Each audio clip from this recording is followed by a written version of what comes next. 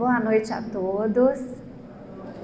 Muito feliz de ver essa casa cheia, né? A gente está vendo aqui os encarnados, mas quem dirá quais os números de desencarnados que estão aqui conosco, né? Que a paz de Jesus esteja conosco. E hoje nós vamos refletir sobre a misericórdia divina através da possibilidade que temos de reencarnarmos. E é um tema que a gente veio hoje desenrolá-lo através de uma história. Essa história, ela está no capítulo 16, intitulado Débito Aliviado, do livro Ação e Reação. Esse livro foi escrito pelo espírito André Luiz, através da psicografia do querido Chico Xavier. Nesta obra toda desse livro, Ação e Reação, existem muitas histórias que faz a gente refletir sobre a lei de causa e efeito, como essa lei atua na nossa vida. E o André Luiz, que foi médico aqui na Terra, quando ele desencarnou, ele teve a possibilidade de visitar vários locais no mundo espiritual para trazer para nós estas histórias. E ele teve um período que ele estava estagiando, né, na instituição Mansão da Paz. O André Luiz ficou lá por uns 3 anos. E foi através dessas experiências dele que ele resolveu criar essa obra Ação e Reação, através da psicografia do Chico. Então vamos nos ater hoje para a gente falar sobre esse tema, Reencarnação, Misericórdia Divina, no capítulo 16, intitulado Débito Aliviado. Para a gente começar essa historinha, nós temos que entender que não só o André Luiz, mas também os mentores espirituais dessa instituição Mansão da Paz, Silas e Hilário, eles fizeram, os 3, uma visita a uma pessoa encarnada assim como nós. Essa pessoa chamava-se Adelino Correia. E eles foram conhecer mais sobre Adelino Correia. O primeiro local de visita foi a Casa Espírita. Por quê? Porque o Adelino Correia, ele era palestrante de Casa Espírita, trabalhador da Casa Espírita, muito atuante. Ele recebia novos trabalhadores, novas pessoas que chegavam à casa, conduziam essas pessoas, tanto que os mentores comentavam nas obras que todos os trabalhadores ali presentes deviam muito a Adelino Correia.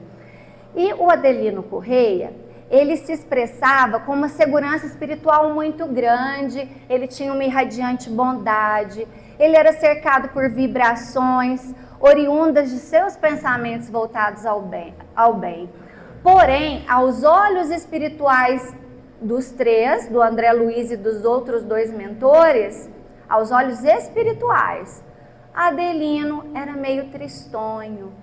Só que os encarnados não percebiam essa tristeza. Por quê, gente? Essa tristeza é uma tristeza espiritual e nem sempre a nossa tristeza espiritual está revelada no nosso corpo físico. Essa tristeza, segundo os mentores, indicava tormentos ocultos que lhe dominavam a mente. Porém, Adelino trazia em seus olhos lúcidos a marca da humildade e da bondade.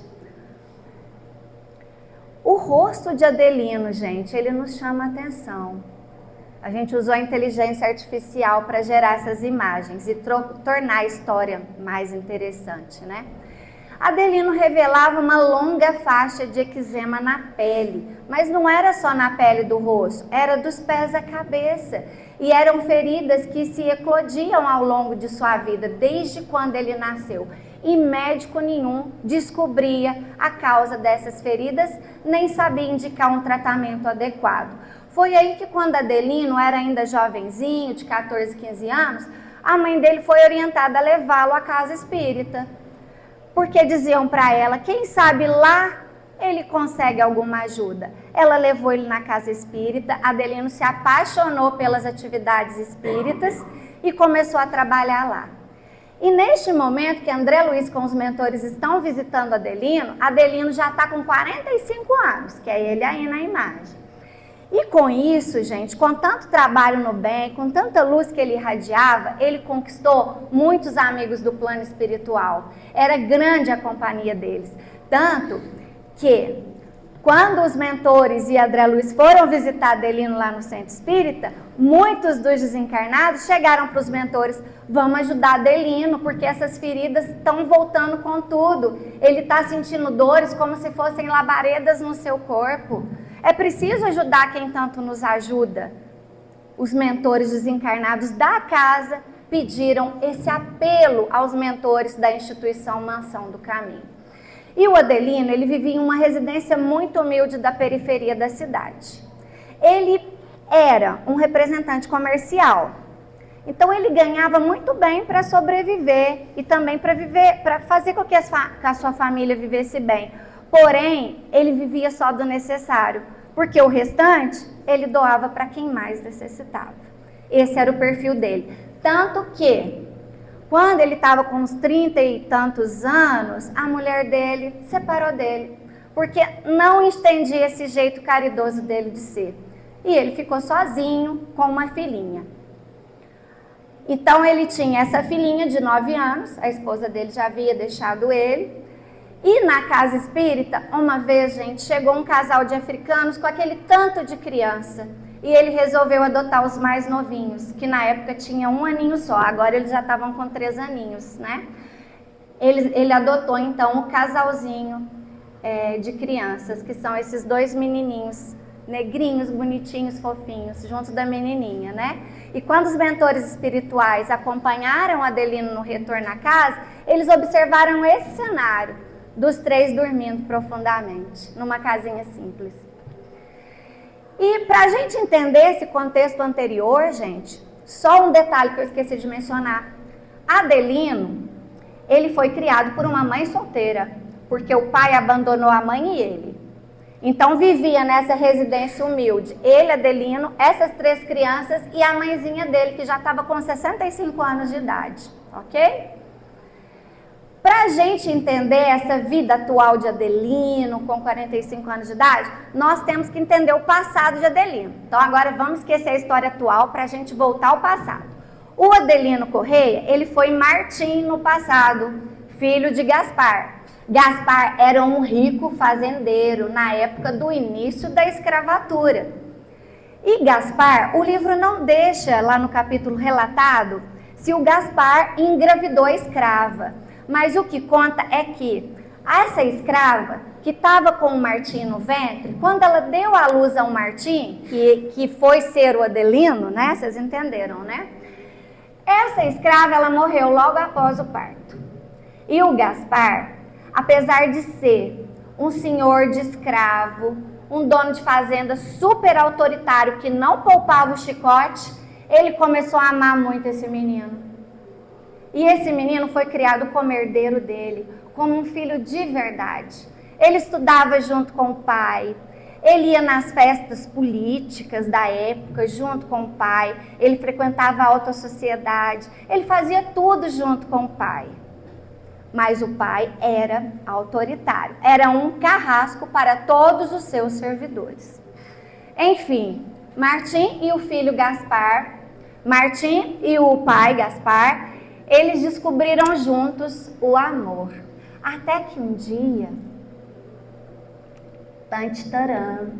Gaspar, quando tinha por volta dos 45, 46 anos, e o Martim estava com uma idade por volta de 21, 22, o Gaspar resolveu se casar. Pensando assim, eu preciso de ter uma mãe para esse menino, né? Eu não sei como é que vai ser o futuro. E ele casa, Gaspar desposa-se com Maria Emília. Mas aí o que acontece depois desse casamento, gente? O Martim se apaixona por Maria Emília. E Maria Emília, que também era jovem, regulava a idade com Martim, se apaixona por Martim. Aí o Martim entrou em conflito e o amor que ele sentia pelo pai nunca mais foi o mesmo. E o amor transformou em ódio. E ele não podia ver o pai com essa mulher. Essa mulher inventava viagens, essa Maria Emília, para que o Martim ficasse sozinho por ela, porque ela também se encantou por ele. Uma paixão avassaladora. E o que aconteceu? O Martim, junto dela e mais 2 capatazes, acabaram planejando a morte de Gaspar.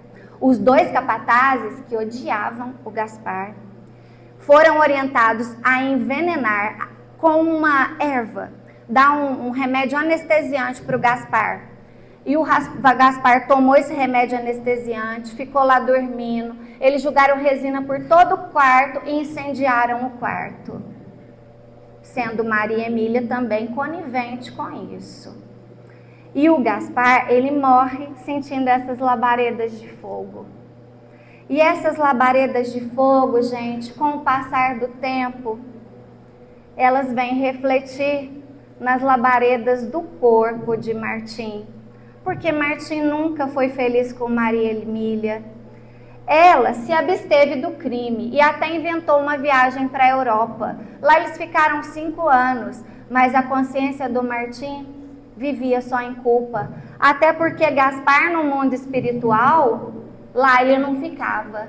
Ele permanecia ligado a Martim, ao seu filho, exigindo satisfação, magoado e querendo se vingar. E isso fez com que se aumentasse a culpa de Martim. E ele desencarnou, Martim desencarnou como se fosse um louco. E ele falava desse crime para todo mundo. Só que para Maria Emília sair, como que se não fosse culpada da situação, ela intitulou como louco e todo mundo entendeu. E Martim morreu na solidão, na loucura, num quartinho lá à parte da fazenda. Triste a história, né? E Gaspar no mundo espiritual. Agora vamos voltar ao Adelino atual. Adelino nasceu com as marcas das labaredas do pai, que ele havia assassinado, em todo o corpo. Isso explica o eczema, aquelas feridas dos pés à cabeça. Era a consciência dele em labaredas. E por isso que não tinha um tratamento, gente. Só a consciência aliviada ia promover a cura do corpo físico. Tá vendo como a origem da doença está lá no espírito? Quando a gente fala que está lá no espírito, é assim que a gente entende. Por isso que é bom trazer as histórias. E ele nasce com essa doença de nascença. E o pai dele nasce ainda sendo... O pai dele, quando Adelino nasce, ainda é um obsessor dele, um obsessor frenético. E ele só deixa de ser obsessor depois do momento que Adelino entra na casa espírita com 14 anos e começa a fazer o bem. Ah, mas aquilo mexeu com o coração do Gaspar. Aquilo mexeu. E Gaspar ficou meio que em cima do muro. E quando ele ficou assim, a instituição da Mansão da Paz recolheu o Gaspar para a mesma instituição que havia recolhido o Adelino, a Maria Emília e os 2 capatazes. E o que acontece depois, gente? Depois, gente, num belo dia, o Adelino, voltamos no Adelino agora, né? O Adelino, lá palestrante, 45 anos, ele é preparado durante o sono. Isso alguns dias depois que a equipe espiritual começa a observá-lo, a equipe da Mansão da Paz junto a André Luiz, tá? Passado alguns dias, em sono noturno, ele, em desdobramento, é levado para conversar com esses mentores. Tanto que o diretor da mansão desceu até a casa de Adelino para conversar com ele. E falou para Adelino, Adelino, a sua expiação, tudo que você passou, meu filho, tem possibilidade de ser encerrada hoje, logo após o seu despertar, através de um choro de uma criança. É hora dessas labaredas da consciência sumirem de você. Basta você fazer a sua escolha. É hora de pai e filho se amarem de novo. E o Gaspar pequenininho, recém-nascido, é abandonado na porta da residência do Adelino. E o que o Adelino faz depois desse encontro com os mentores? É lógico que ele, ao despertar assim à noite com o choro da criança, ele não lembrou da conversa dele com os mentores, mas no coração dele estava ali o recado. E ele, logo que ouviu esse choro, lá dentro da consciência dele, ele pensava: meu filho, eu o amo. E ele foi correndo, pegou a criança, levou a criança para dentro de casa. A mãe dele meio que incompreendida com aquilo, tipo assim, mais um? Já tem 3 crianças, vai ser 4 agora? Sim, minha mãe, será meu 4º filho. Gente, dentro de semanas, Adelino não tinha mais feridas pelo corpo. Ele recebeu Gaspar amorosamente. E a família dele se formou. Essa menininha, gente, de 9 anos, era Maria Emília. E por que ela veio para junto do Adelino? A Maria Emília, que havia ajudado, né, a desfazer aquele lar no passado, ela vem agora sobre a tutela de Adelino para poder construir um lar baseado no amor, com as bases do amor e da caridade. Esses 2 menininhos eram os 2 capatazes, que naquela época odiava Gaspar e abusava das escravas. Eram os 2 menininhos que nasceu no solo africano e apareceu no Brasil para que Adelino os resgatasse. Veja, gente, no nosso cenário terreno, aos nossos olhos, não tem nada ao acaso. É Deus atuando, providenciando tudo. Então, olhem na família de vocês, a esposa, o marido, os filhos. Não tem nada ao acaso. E por um acaso, se surge alguma animosidade, algum desafeto, algum ímpeto de ódio, de desavença, a gente até entende o porquê. Os menininhos não nutriam ódio por Gaspar? A gente não sabe a reação dos pequenos quando crianças e depois é a mesma coisa que acontece com a gente no nosso lar. Então, gente, por que misericórdia divina? Porque a gente não precisa pagar as nossas dívidas na mesma moeda. Não é com ferro fere, com ferro será ferido. Lembra, gente, que o amor cobre a multidão de pecados? Olha o amor de Adelino, cobriu a multidão de pecados dele. E por que com nós não vai ser assim? Nós estamos aí repletos de débitos. Por que não amar? É tão mais fácil o amor. Olha para vocês ver Adelino, ele nem parecia ser uma pessoa tristonha, ele não reclamava da vida, ele era feliz do jeito que ele era. E ele teve várias oportunidades para se esquivar das provas.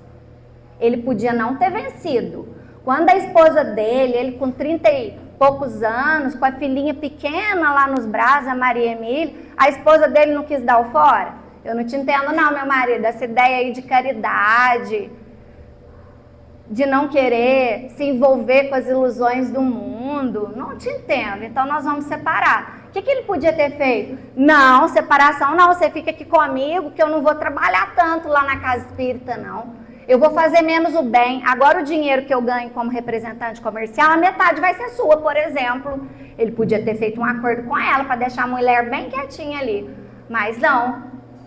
Ele optou pelo bem. É difícil a gente fazer essas opções, não é? De forma serena, como ele fez, com maturidade espiritual. Na obra mesmo, quando a gente lê o livro, fala que foi uma bênção ele ter ido para a casa espírita quando novo. Porque quando ele começou a frequentar a casa espírita, os mentores da casa, quando ele dormia, quando Adelino dormia, eles visitavam Adelino e fazia ele rememorar o propósito da reencarnação dele. Fica mais fácil. Quando a gente tem essa linguagem aqui e os mentores encontram a gente em desdobramento, a gente consegue entender muito melhor. Se a gente não tem esse entendimento, os mentores falam com a gente, nosso mentor espiritual, a gente fica lá que nem bobo, sem saber do que está sendo falado, gente. Então isso foi muito bom para Adelino, porque ele rememorou tudo, ficou muito vivo na consciência dele. Isso ajudou ele a fazer essas decisões, de não sofrer tanto com a separação, de entender os desígnios de Deus, no caso a separação conjugal, né? E depois, gente, e quando o casal de africanos apareceu no centro espírita com aquele tanto de criança, falando, ó, não tô conseguindo dar alimento para todos não, esses pequenos aqui é o que mais me dá trabalho, que mais requer cuidado. E o Adelino fala, não, eu fico com os 2 gêmeozinhos pequenininhos. Ele podia não ter ficado, mas ele voltou para casa com um no braço, outro no outro. Vejam, e já com uma menina, a Maria Emília. E a Maria Emília, na obra aqui, gente, está dizendo que ela era revoltadinha. Por quê? Porque a mãe tinha abandonado ela. Mas ela não tinha feito isso no lar passado que foi concedido a ela? Ela não destruiu o lar? Ela não destruiu o lar quando ela se apaixonou por Martim? E foi levada por todas aquelas loucuras, né? Então, na nossa vida é a mesma coisa. Mas aí a gente olha, nossa, mas Adelino teve muita oportunidade de se ressarcir. Mas nós também, nas nossas vidas, Deus é misericórdia, dá oportunidade para todos nós. Nós que não temos olhos de ver e aceitar. Quantas vezes vocês já foram convidados no trabalho do bem? E arrumaram desculpas, subterfúgios. Não, depois eu faço, não é o momento ainda, estou com filhos pequenos, não é? Sempre é uma desculpa, né? Agora eu tenho que dedicar a minha carreira profissional. Aí o tempo passa e fala, não, mas já estou muito idosa, agora minha cabeça não dá mais para estudo. Gente, quem falou que não dá mais para estudo? Sempre é tempo da gente despertar e começar. O que é triste de acontecer é o tempo passar e a gente não regaçar as mangas e agir. Então, uma coisa assim, importante da gente tirar também dessa reflexão é que a gente saia daqui tentando observar as oportunidades de reabilitação que está sendo concedida para nós, espíritos em débito, porque todos nós temos débitos, todos. Então, quais oportunidades estão sendo oferecidas? Será que essas oportunidades não estão passando e eu não estou abraçando? E uma outra coisa também, gente, que a gente não pode deixar de falar. O maior tormento para um espírito encarnado ou desencarnado. Tudo bem que aqui a gente falseia, né? Põe roupa bonita, maqueia, arruma cabelo, né? Mas o maior tormento, ainda mais para o desencarnado, gente. Para o encarnado e para o desencarnado. É a culpa que carregamos. Mas o perdão é a luz que nos guia à libertação. Reconcilie-se hoje.